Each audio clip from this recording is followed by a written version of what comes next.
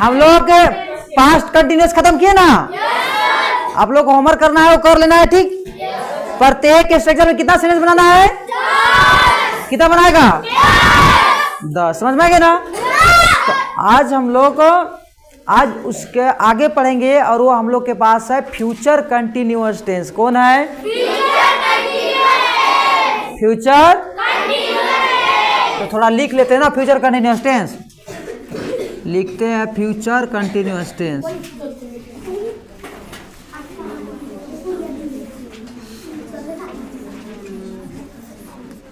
अभी सीखने में ध्यान देना है, लिखने में उतना ज्यादा ध्यान नहीं देना है, ठीक ना। सीखेगा तो घर में जाकर लिख लेगा ना।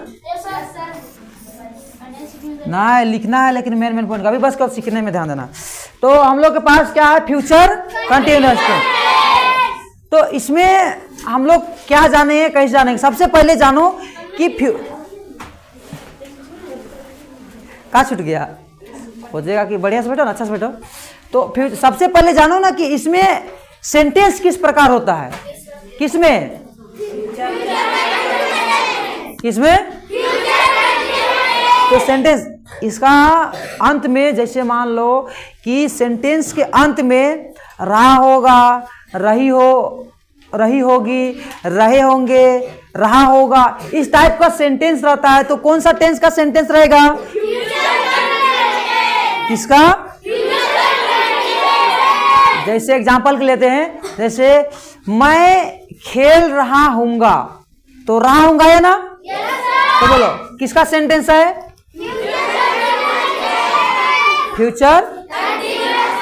लेकिन और एक टेंस है जिसके अंत में रहा होगा, रही होगी लगता है, लेकिन उसमें टाइम रहता है। Future perfect continuous tense. जब उसको पढ़ाएंगे तो फ्यूचर कंटिन्यूअस टेंस और फ्यूचर परफेक्ट कंटिन्यूअस टेंस में अंतर क्या, बस फर्क क्या है? उसमें भी रहा होगा रहता है, इसमें भी रहा होगा, रही होगी रहता है। लेकिन फ्यूचर परफेक्ट कंटिन्यूअस टेंस में उसमें समय दिया हुआ रहता है। क्या रहता है?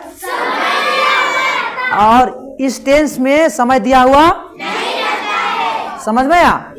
तो चलिए बहुत सारे सेंटेंस हम बोलते हैं, जैसे मैं खेल रहा हूंगा, मैं पढ़ रहा हूंगा, आप देख रहे होंगे, आप मूवी देख रहे होंगे, आप पत्र लिख रहे होंगे, आप क्रिकेट खेल रहे होंगे, आप अंग्रेजी बोल रहे होंगे, आप गणित पढ़ा रहे होंगे, आप मैथ सीख रहे होंगे, आप साइकिल चला रहे होंगे, वह वीडियो बना रहा होगा, या तो हम वीडियो बना रहे होंगे, या तो आप वीडियो बना रहे।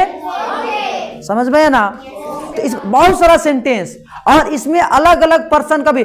अभी यहाँ से अगर ध्यान से सुनिएगा ना तो घर में भी जाके इसको बना सकते हैं, और अभी नहीं सीखिएगा तो घरों में जाके समझने वाला नहीं है। तो ध्यान से सुनिए, यहाँ पे अगर डाउट उठ रहेगा ना तो पूछ सकते हैं। समझ में है ना? तो क्या बोले कि सेंटेंस किस प्रकार होता है? तो सेंटेंस समझ गए ना कि आप खेल रहे होंगे, आप पढ़ रहे होंगे, आप लिख रहे होंगे, आप डांस कर रहे होंगे, आप गाना गा रहे होंगे, आप बोल रहे होंगे, आप सो रहे होंगे। समझ में आ रहा है ना? मतलब इस तरह तरह का सेंटेंस, इन सारा सेंटेंस कौन सा टेंस का है? समझ में आया मामला? तो हम प्रत्येक टेंस का कितना कितना स्ट्रक्चर बना रहे हैं? 10 स्ट्रक्चर कितना बना रहे हैं? 6। पहला क्या है? अफर्मेटिव, दूसरा में नेगेटिव, तीसरा में, चौथा में, और पांचवा में, और छठा में। का मुर्गा जैसा बैठा मल्लू नहीं तो पहले से बैठो। अच्छा से बैठेगा तब ना।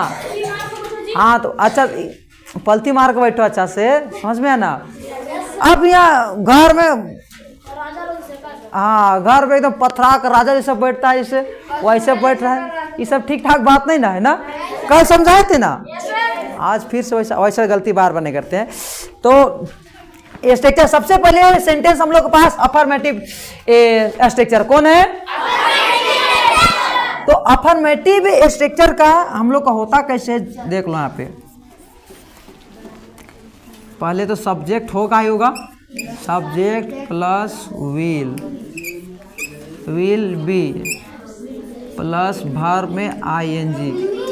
पहले इधर सुनो, मतलब अगर आप लोग को समझ में नहीं आएगा ना तो सर फिर से एक बार बताइए, बोलना है, समझ में आया ना? नहीं तो फिर ऐसा ही चलना जाना है, ठीक? हाँ, तो subject plus will be plus verb में आईएनजी प्लस ऑब्जेक्ट। ये हम लोग का स्ट्रक्चर है, अफर्मेटिव स्ट्रक्चर। समझ में आया ना? कौन स्ट्रक्चर है? आज पार्ट 1 वीडियो में हम लोग 3 स्ट्रक्चर पढ़ेंगे कि पूरा 6 खत्म कर दे? नहीं, 3 स्ट्रक्चर ना। तो अफर्मेटिव स्ट्रक्चर हो गया। सेकेंड स्ट्रक्चर नेगेटिव, वो subject plus will not plus be plus verb में ऑब्जेक्ट। समझ में आया? ये सेकेंड स्ट्रक्चर 2 लिख लिए। अब थर्ड स्ट्रक्चर इंट्रोगेटिव ना, इंट्रोगेटिव। इसमें इंट्रोगेटिव में हम लोग का विल पहले आ जाएगा, विल प्लस सब्जेक्ट प्लस उसके बाद बी प्लस वर्ब में आईएनजी प्लस, ये हो गया। ये तीसरा, बाकी और 3 अगला क्लास में पढ़ाएंगे ना। 3 स्ट्रक्चर नेक्स्ट क्लास में, ठीक? तो ये 3 स्ट्रक्चर को आज पढ़ाएंगे और बढ़िया समझना है एक करके, और इतना बेहतर से सीखना है कि जब कभी भी आप लोग का फ्यूचर कंटिन्यूअस टेंस का सेंटेंस बनाना हो तो चुटकी में बनना चाहिए। समझ में आया? हाँ, तो फर्स्ट स्ट्रक्चर हम लोग के पास अफर्मेटिव स्ट्रक्चर। एक बार प्रैक्टिस करते हैं और हम बोल रहे हैं, बस केवल आप लोग को नहीं बोलना, ठीक ना? देखो, subject plus will be plus verb में आईएनजी प्लस ऑब्जेक्ट, ये हम लोग का फर्स्ट स्ट्रक्चर, ठीक ना? And second structure negative, subject plus will plus not plus be plus verb में आईएनजी प्लस ऑब्जेक्ट, ये हम लोग का सेकेंड स्ट्रक्चर।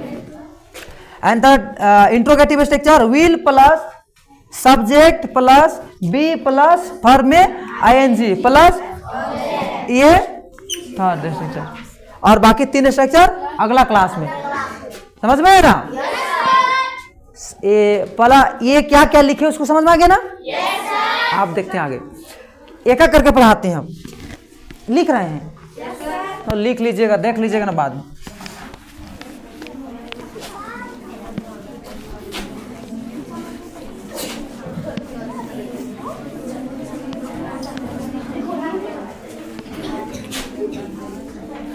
चलो आप शुरू करते हैं। तो सबसे पहले अफर्मेटिव स्ट्रक्चर का ना, इसका सेंटेंस हम लोग बनाते हैं। क्या नाम है? प्रिया की ऋतु, प्रिया, सृष्टि, असृष्टि। ध्यान से सुनना है, ठीक? नहीं तो फिर पहले ही क्लास से समझ में नहीं आएगा तो फिर हाँ फर्स्ट क्लास फिर जाके बोलेगी कि कैसा लगा क्लास, तो घर में क्या बोलेंगे जाके? ना, अच्छा पढ़ाई नहीं होता है ना। हाँ, इसलिए ध्यान से सुनो, ठीक?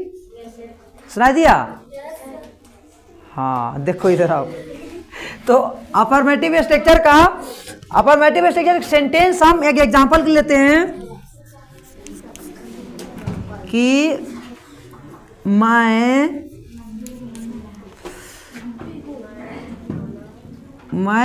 गाना गा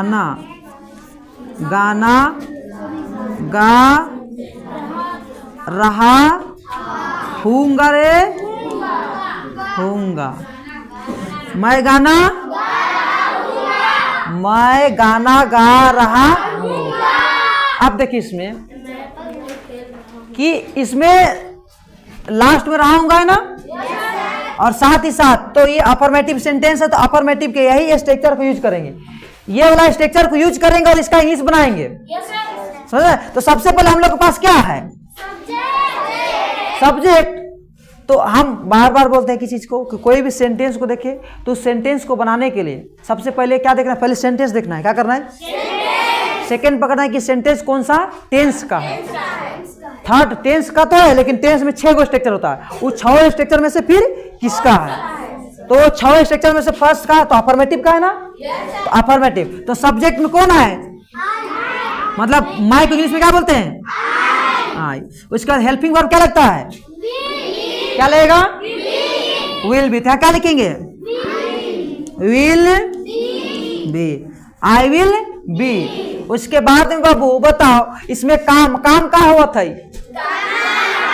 क्या होता है, गाना, गाना, गाना मतलब क्या बोलते हैं, मतलब जो गाते हैं उसको गाना, गाना दोनों बोला, गाते उसको भी गाना बोलते हैं और गाना को भी गाना बोलते हैं, मतलब संगीत को ना।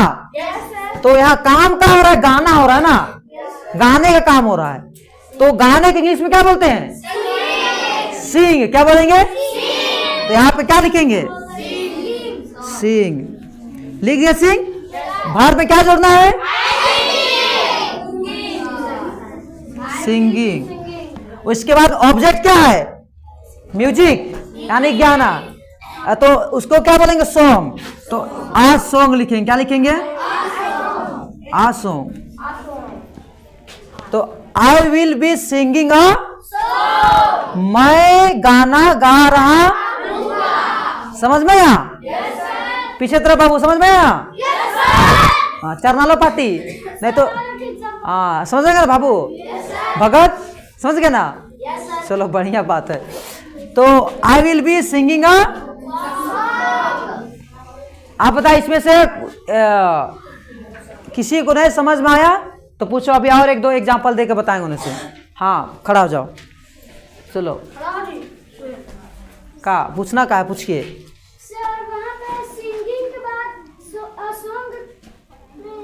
मतलब सिंगिंग के बाद में आ क्यों लगाए, ये पूछना है, अच्छा तेरा समस्या ये है और आपका समस्या क्या है, वही समस्या, कोई बात नहीं, बैठो सीट डाउन, बैठो बैठो। देखो आप बताते हैं, यहाँ पे हम क्या बताए थे कि इस जगह पे I will be singing a song इसलिए किए, मतलब यहाँ पे ये ए मतलब आ ना, ए इसलिए लिखे हैं क्योंकि हम कुछ दिन पहले बताए थे और पिछले वीडियो में भी बताए थे और पिछले क्लास में भी बताए थे कि कॉमन नाउन, इस धरती में कोई भी नाउन जो कॉमन नाउन है, उस कॉमन नाउन के पहले अगर कॉमन नाउन सिंगुलर होता है, क्या होता है, सिंगुलर, तो उसके पहले आर्टिकल का यूज किया जाता है। क्या यूज करते हैं, आर्टिकल। इसमें सॉन्ग, सॉन्ग आप ही लोग बताइए कि सॉन्ग कॉमन नाउन है कि नहीं, है ना, सॉन्ग बहुत सारा सॉन्ग होता है, नागपुरी सॉन्ग, कुड़ुक सॉन्ग, फिर Khortha song, Hindi song, sad song, बहुत सारा सॉन्ग ना, लेकिन उसमें भी अलग अलग सॉन्ग का नाम रहता है, लेकिन सबको क्या बोलते हैं, सॉन्ग बोलते हैं ना। तो कौन सा नाउन है, तो कॉमन नाउन के ऊपर क्या लगाते हैं, मतलब आर्टिकल लगाते, क्या लगाते हैं, और एक क्या है, आर्टिकल, इसी की वजह से यहाँ पे क्या लगाया गया, समझ में है ना, चलिए क्लियर। और किसी को डाउट, किसी को सृष्टि doubt, Monika doubt, Bhagat ji doubt है, चलिए तब आगे बढ़ते हैं ना। और एग्जांपल ले कि नहीं ले,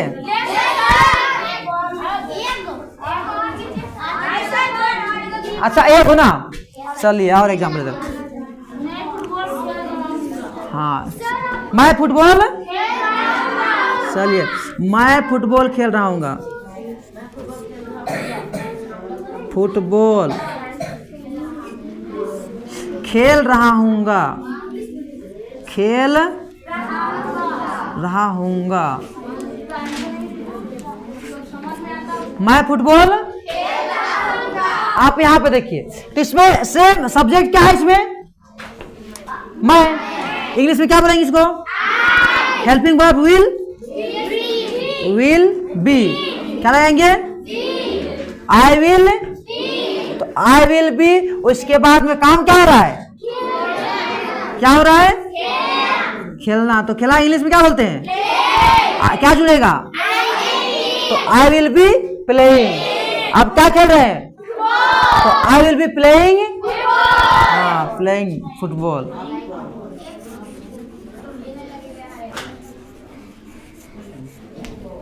समझ में आया?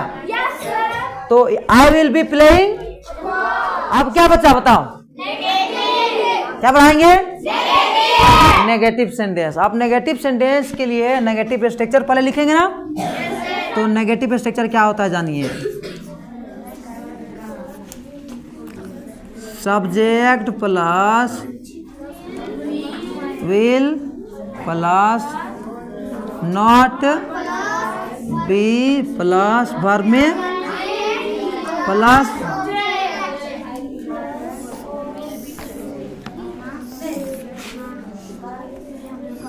सेकेंड स्ट्रक्चर नेगेटिव ना। तो इसका सेंटेंस कैसे बनाएंगे? देखो कि ये काम कब यूज, ये वाला कब यूज होता है उसको पहले जानिए। जैसे मान लीजिए कि चार ग्रुप मेहनत करके आता है बाबू साइकिल से 3 किलोमीटर 4 किलोमीटर से ना, 4 किलोमीटर से साइकिल पैर के आते हैं मतलब आप लोग, तो बढ़िया सीखेगा तभी ना फायदा रहेगा। हाँ, तो यहाँ पे नेगेटिव बनाना है फ्यूचर कंटिन्यूअस टेंस का, तो कैसे बनाएंगे? तो सबसे पहले जानिए कि सेंटेंस किस प्रकार होगा। तो नेगेटिव मतलब नहीं ना, नहीं लगाएंगे। तो मैं नहीं लिख रहा हूँगा, मैं नहीं पढ़ रहा हूँगा, मैं पुस्तक नहीं पढ़ रहा हूँगा, मैं किताब नहीं पढ़ रहा हूँगा, मतलब वही ना। मैं पुस्तक नहीं पढ़, तो मैं पुस्तक नहीं, सेंटेंस लेते हैं ना, ले लेते हैं। मैं पुस्तक नहीं पढ़ रहा हूँ ना, मैं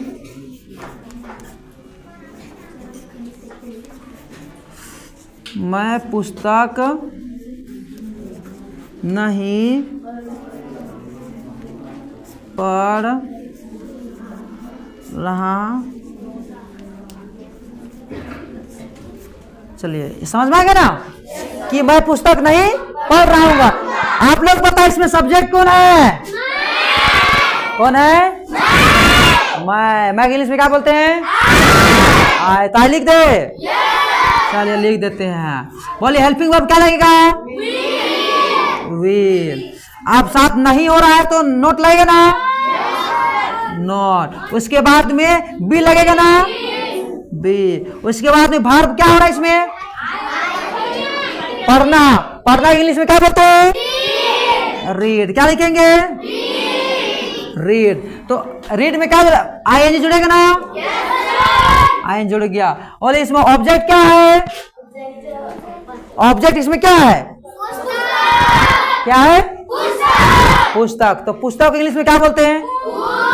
बुक। तो आ बुक होगा, क्या होगा? आ बुक इसलिए होगा क्योंकि ये बुक क्या है? कॉमन नाउन, और कॉमन नाउन है और सिंगुलर है, इसलिए इसके ऊपर क्या यूज किए? ये क्या होगा? आई विल नॉट बी रीडिंग मैं पुस्तक नहीं पढ़ रहा। समझ में आया? एक एग्जाम्पल काफी है ना, और एक बता दे? चलिए कोई बात नहीं, और एक बताते हैं।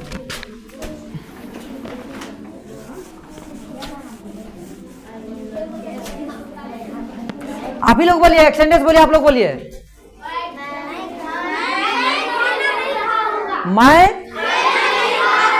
मैं खाना नहीं खा रहा हूँ। चलिए कोई बात नहीं, मैं खाना नहीं खा रहा हूँ। मैं खाना नहीं खा रहा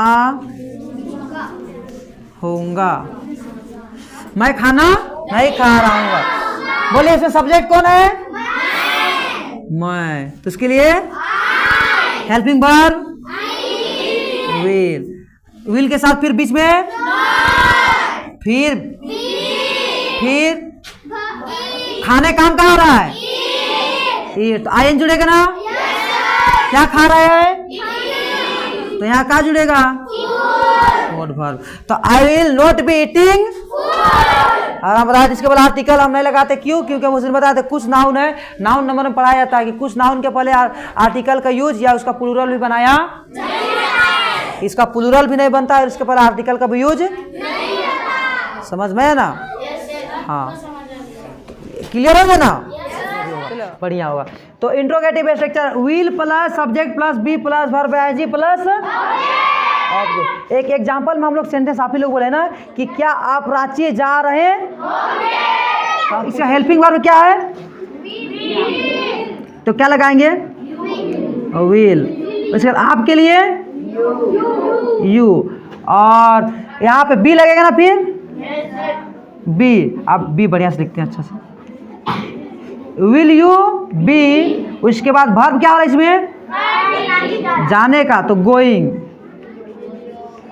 गोइंग ना, गोइंग, गोइंग के साथ टू। उसके बाद कहाँ जा रहा है, रांची। चिन्ह क्या लगेगा, इंट्रोगेटिव। तो will you be going to.